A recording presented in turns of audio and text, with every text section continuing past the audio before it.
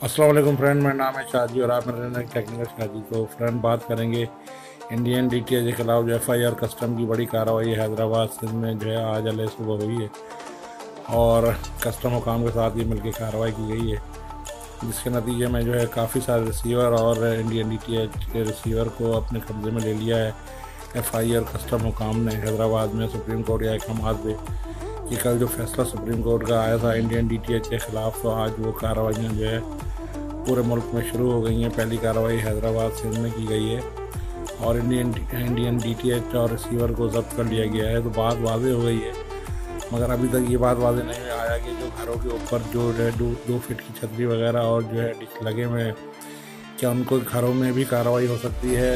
ये बात अभी वाज़ेह नहीं हुई। ये सवाल से एक फ़ेक वीडियो बनाई जा रही है कि घरों में पुलिस कार्रवाई करेगी। इस तरह कोई अभी जो है वाज़ेह अहकाम नहीं है। सिर्फ इंडियन डीटीएच के ख़िलाफ़ ही पूरे पाकिस्तान में ऑपरेशन किया जा रहा है। जिस तरह की आज ये हैदराबाद में कार्रवाई की गई है, तो जो शॉप वाले इनको सेल कर रहे हैं उनके खिलाफ ये एक्शन हो रहा है। ख़ास तौर से इंडियन डीटीएच भी और जो दूसरे रिसीवर हैं जिनमें ख़ास तौर से सर्वर वगैरह होता है, तो उनके खिलाफ भी ये कार्रवाई की जा रही है। तो सबसे बड़ी कार्रवाई देखिए हैदराबाद में, जिसमें इतने सारे रिसीवर वगैरह और एलएनबी और स्विच वगैरह को जो है ना बरामद किया गया है।